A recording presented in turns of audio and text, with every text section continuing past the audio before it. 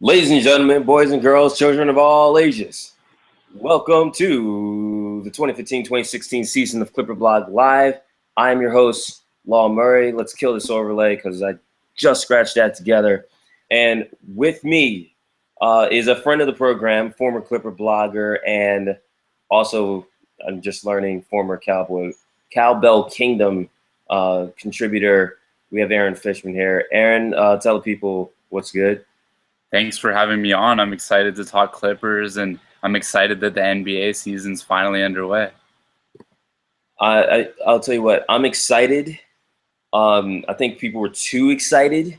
We had a game. We will be covering a game, but I realized that we haven't been on air in, well, since people were popping emojis left and right from the Caribbean to Texas to California.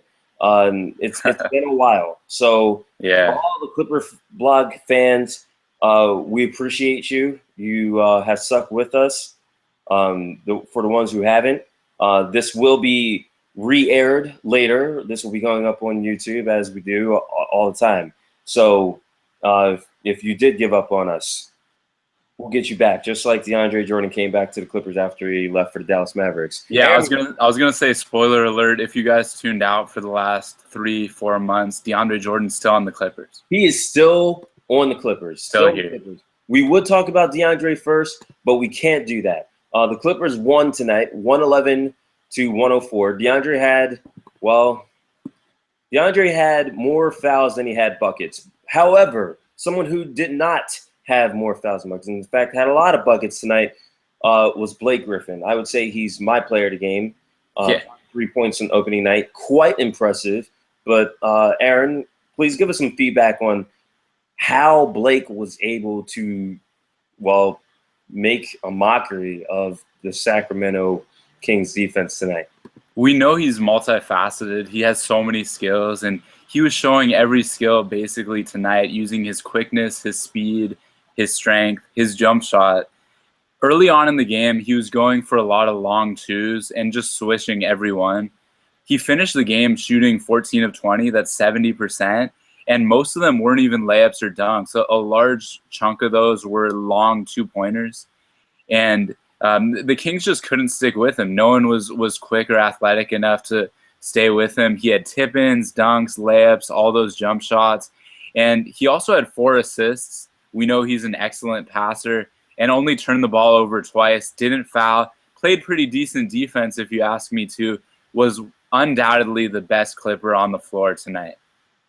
Now, my question for you, because even though we understand you've been with Clipper Blog, you're familiar with what we've done, you've probably had more of an extensive role covering the Kings the last couple years. The Kings have been a pretty bad defense over the last couple of years. They had another top 10 pick, another one. He might be gone in 2 years, but they have Trill. Now, George Karl said he was not trying to have Willie Cauley-Stein start his first game and get napalmed by Blake Griffin. What difference did it make? I mean, we're talking about Costa Koufos and DeMarcus Cousins starting together, and Blake still went off. So what's going on there? You say they didn't have the athleticism to stick with Blake. Well, first of all, that's a good question. My understanding is that Koufos and Cauley-Stein are very good defenders, and the Kings were really excited about those additions because really for a long time they haven't had that shot blocker to pair with Boogie and kind of lighten the load off of his the role that they want him to play defensively. And I mean, a lot of it was Griffin was getting out in transition, and there was some of that Olay defense where I guess that's used more in baseball, but kind of like where you don't want to foul the guy and you know how athletic he is, so you kind of just stick your arm out, but you take it back so you don't get called for a foul, and which leads to a 3-point play. So I saw some of that from Cousins and Koufos, where they were just he had already beaten them down the floor, or sometimes they hadn't even gotten down the floor, and as Avery Johnson would say, their transition defense, it was not very good at various points of the game. And also, he would face players up. And Doc Rivers has said this on a number of occasions. When he makes a move, when he makes one quick, decisive move, he's almost impossible to stop. He's so fast. It's just when he's been indecisive has been a problem. But at the beginning, the very beginning of all those possessions, it's like he knew in his mind, am I going to take the jump shot? Am I going to drive? And he would also adjust sometimes. Sometimes he would pump fake and then drive in for the dunk, or he'd think better of it and pass to a teammate. But his decision-making was on point. We know his athleticism is always on point. So when the two converge, boy, is it a scary thing to look at if you're an opponent. Now, here's the other factor of this game. Blake had, obviously, a dominant first few quarters. I'm sure a lot of people who cover the Clippers, a lot of people who observe the Clippers, a lot of people who, quite frankly, just can't stand the LA Clippers, were looking at this game. They're like, oh, Blake's got 31 at the end of 3 quarters. And then you look at the fourth quarter, the Kings, who were down by they were down by a lot in this game. And all of a sudden, they had the lead. How many flashbacks did you get to Game 6, especially with Josh Smith actually being on the court and not having that great of a night? That's a funny question. None, actually, because it's not the playoffs. It's the first game. It doesn't really mean that much. I mean, obviously, it's more for the fans, I think, and from a PR standpoint, you just want to keep the positive vibes going. You want to start 1-0, but it's just one game of 82. It's not a chance to clinch your first Western Conference finals in franchise history or anything. But they're still learning their team. It's a new dynamic. And I don't know if it was a combination of Griffin being passive a little bit. Also, he didn't start the fourth quarter, so they had the second unit in. The second unit was struggling. They needed Griffin on the floor. And then when he came back on the court, he didn't really shoot that much. And when he did, his jump shot was a little short. But they were able to close when they needed to. It was just a little dicey there for a second. They couldn't stop the three. The Kings were launching three-pointers left and right. And the Clippers, it's a combination of finally the Kings hitting their outside shots, but also the Clippers really were allowing too many open three-pointers. And so when you're down by 11 and you start hitting threes like crazy, you can close that deficit in a hurry. So that's what the Kings did. But most importantly, I think it was, were the Clippers down by 2 or tied? I think it was tied when maybe up by 2. But Doc Rivers called a beautiful Chris Paul to DeAndre Jordan lob out of the timeout. DeMarcus Cousins, had no idea what was going on, was way too late in reacting. That was very important. Paul Pierce also had a late post-up of a smaller player. I think it was Darren Collison, where he used his size and just had an easy post-up shot on him. And so the Clippers took smart shots down the stretch when it counted, but for a long stretch there in the fourth, it was not looking good, and they had completely blown the lead that they built up the entire game in a matter of minutes. It didn't look good. Now, I'm going to transition. It's not the best transition I can make, but we got to make it. We have to address the lineups here for the Clippers. Obviously, there's a new starter for the Clippers. Matt Barnes isn't here. Lance Stevenson was brought in from Charlotte, but he was never promised a starting job. Doc Rivers made it a point to say that the expectations for him should be tempered. Then Paul Pierce was signed, and everyone's like, Paul Pierce is obviously Paul Pierce. But we saw him in Brooklyn play small forward. We saw him in Washington play small forward before the lineups were somewhat adjusted. We understood, hey, Paul's probably not going to be coming in here to start and be a 25 to 30 minute guy. Yeah. And then Wesley Johnson was brought in, and everyone's like, yeah, he's going to have a shot to start, and he probably did have a shot to start. But at the end of the day, and literally at the end of tonight, Lance was the starter.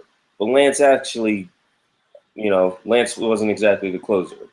What are the first impressions of Lance being in that lineup and how he fit in? And is this a good idea going forward? First of all, very positive first impression for me for Lance Stevenson.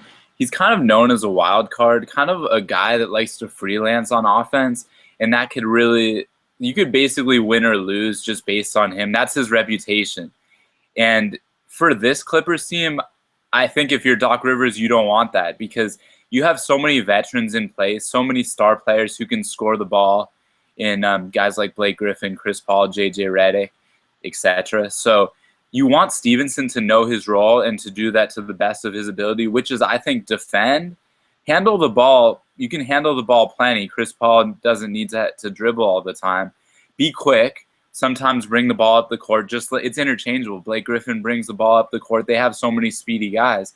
But the thing I really liked from Lance Stevenson, he was very smart with his shot selection. He only committed one turnover all game. I know he only played 19 minutes, but pretty much all very smart decisions. Also, the first play of the game, Lance Stevenson three-pointer, I thought it was a good omen. Of course, it's just one play of one game of a long season. But for that guy, confidence and comfort is so important. He was terrible in Charlotte last season, excellent in Indiana before that. He's a young player that can really get messed up very easily if his confidence isn't right. And he seemed confident. This is just one game, of course, but he looked good. He was making smart decisions. Also, he's had 3 points, like I said, within the first minute, only finished with 7, but he was efficient. He was 3 for 5. And like I said, on this roster, you don't need Stevenson shooting a lot. If he's hot, if he's red hot, go for it. We want you to shoot, Lance Stevenson. But there are so many guys that can score on this team that really, if you strategically pick your spots, that'll help the Clippers immensely. And that's what he did. He was under control and playing very well. All right, so here's the deal. We gotta talk about the Kings. Again, we brought you here. We understood. Hey, they can't defend Blake. That's the problem. Saturday night, they're going to be in Staples. This is a back-to-back for the Clippers. They'll be playing tomorrow at Staples against the Dallas Mavericks. I'm sure that's going to go swimmingly. Actually, and I don't even. Hey, no shade to the Mavericks. It's been a weird night in the NBA. I know all of you have probably just watched one team or two, depending on how you watch basketball. But the Mavericks impressive tonight, 111-95. But we're going to skip ahead to Saturday night. What adjustments are the Kings going to make? Because obviously, we look at this game and we're thinking, the Clippers. This is probably they probably just slept on this. It's tough playing Sacramento. Yeah. What's Sacramento got to do? Because they look like a team in disarray tonight. Well, they barely lost, so they did look in disarray early on. The threes got them back into it, but they are going to have to make serious adjustments. First of all, I think they could take a look at throwing a double team at Blake Griffin. Traditionally, what's been said about Blake Griffin, and it's changing in recent years, especially last year once he added that really reliable long two-point jumper, the textbook thing against him was let him take the jump shot.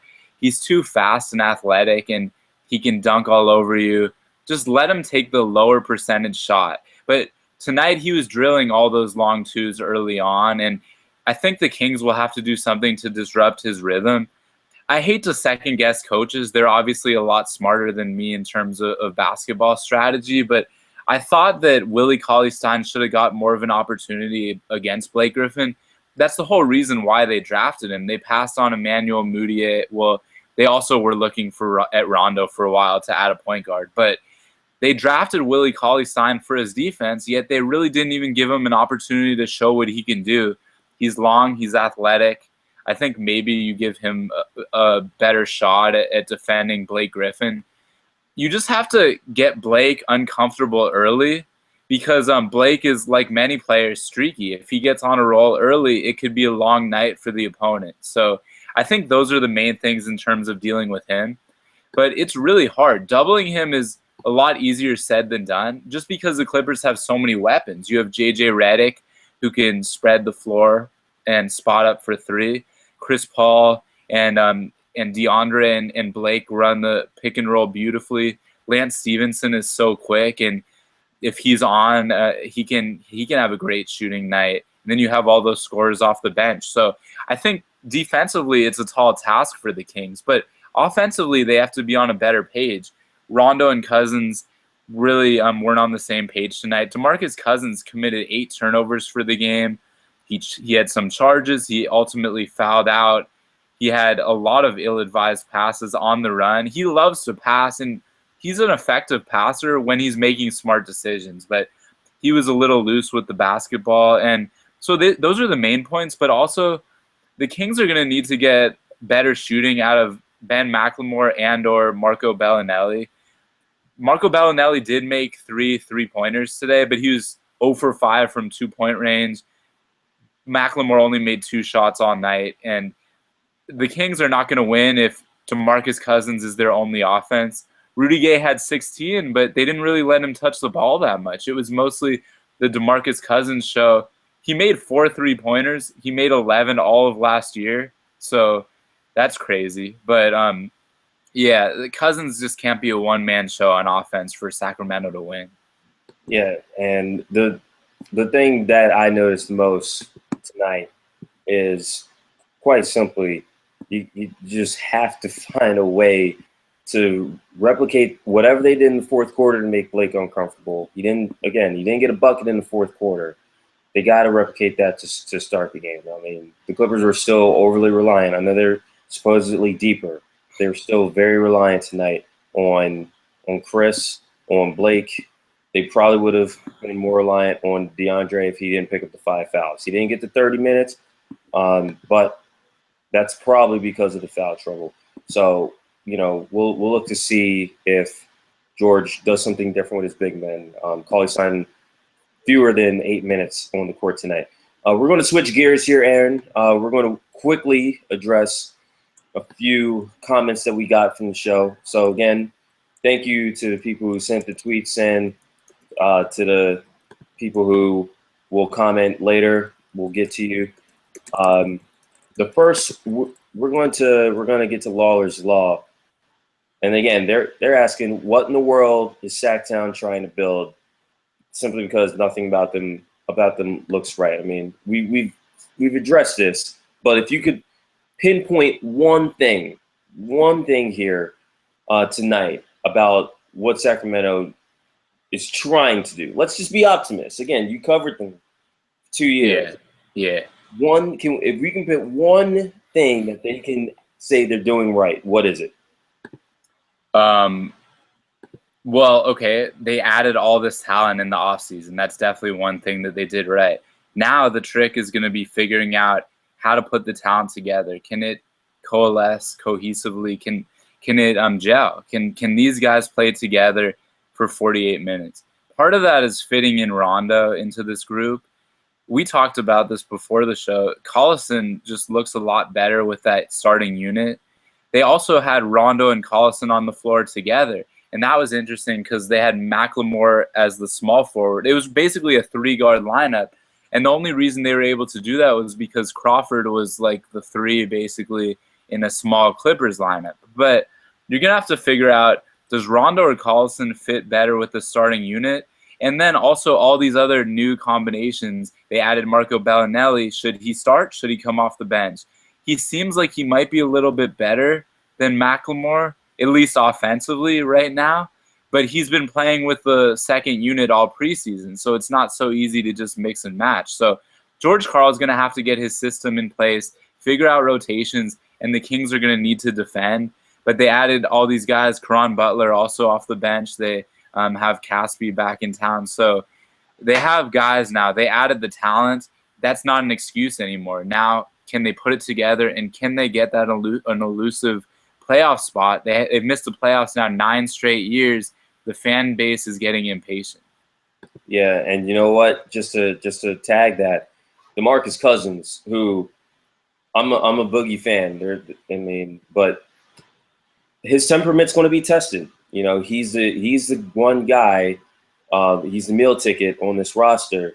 He's more likely going to be an all-star no matter what the Kings are doing record-wise. But you know, let's see if he continues to improve his emotional maturity, if you will. Our next question is going to go back to Lance, saying he looked great. This comes from Giants on the Moon, saying he looked great. He played 19 minutes tonight. Jamal Crawford played a little bit more, about 21 minutes. Austin Rivers played about 16 minutes. How do the Clippers divide the minutes off the bench among the guys that are going to be on the wing / on the ball? That's a good question. It's a work in progress for Doc Rivers. He hasn't had Stevenson, Pierce, and Crawford on the team for that long. He was working on it in the preseason. I think if you look at Stevenson's 19 minutes, it's a little deceptive. First of all, you said this at the beginning of the show. They play tomorrow night. So it's going to be a back-to-back. I don't think Doc Rivers wanted anyone, single Clipper, to get that many minutes. And he pretty much was successful in that endeavor. Griffin played the most at 38 minutes. But last year, the Clipper starters were going 40 minutes a night, it seemed like. But so he kind of evenly divided the minutes between Stevenson, Crawford, and Pierce. And then Wesley Johnson got 10 minutes and really wasn't that impactful. But Stevenson looked really good. I don't think he only got 19 minutes because of a problem in his play. I think he played really well. I think a lot of it has to do with not wanting to tire him out for tomorrow night. It's the first of a back-to-back. But also, I don't think that you want Crawford on the court. Kind of lost my train of thought there. You can come back to me if you want. Well, I will say this. I'm not shocked that Lance wound up getting the start. We all saw the last. I figured it out. When you want to come back to me, take your time. Sorry. Yeah, but I mean, I'll tell you what. It's good that Jamal's not overplaying or not being overplayed, I should say. 21 minutes is going to be interesting. I mean, Jamal's been even though he's used to coming off the bench, Jamal's always been a heavy minute guy. That's going to be the most interesting part of this season for me. Jamal's been pretty good at buying in. And, I mean, shoot, he has not played fewer than 25 minutes since he got, since his early days in Chicago. Yeah. Talking over a decade ago.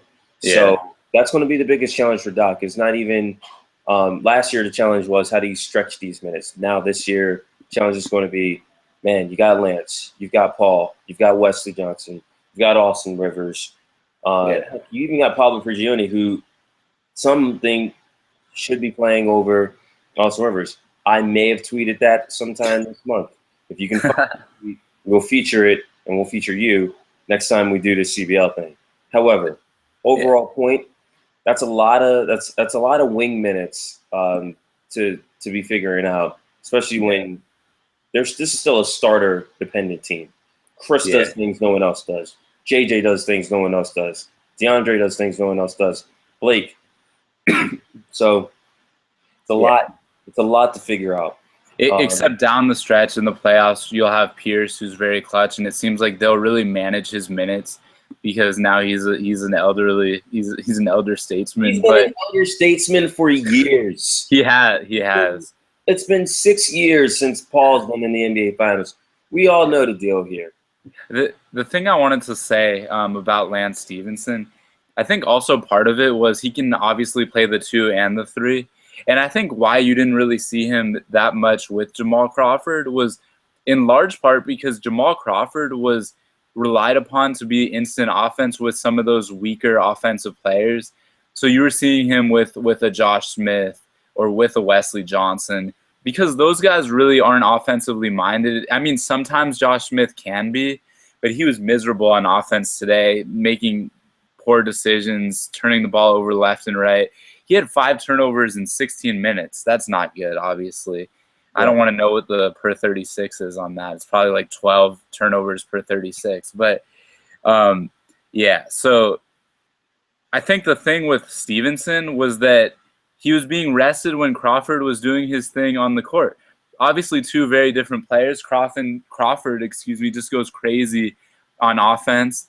Doesn't pass the ball too often, but we don't want him to. We know him and we love him for his jump shooting and his handles. And so I think that they're not used to that necessarily, that used to playing together that much. But I wouldn't be too worried about Stevenson's minutes. He'll usually play more than 19 minutes if he continues to play like he did tonight.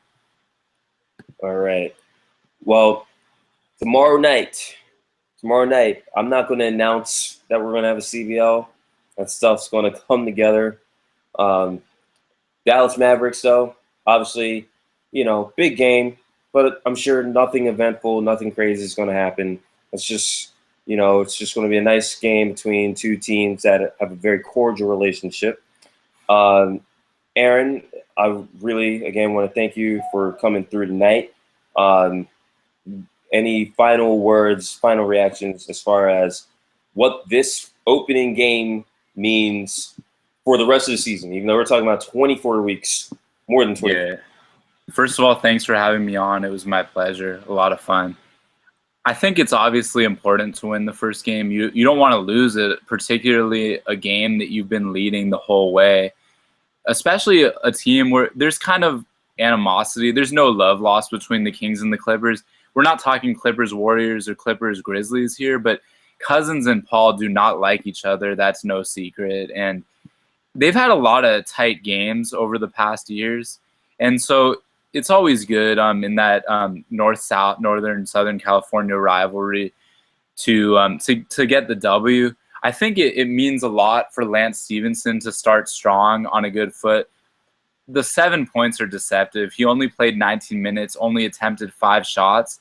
He had 2 assists, only 1 turnover. He just played smart basketball. I can't reiterate that enough.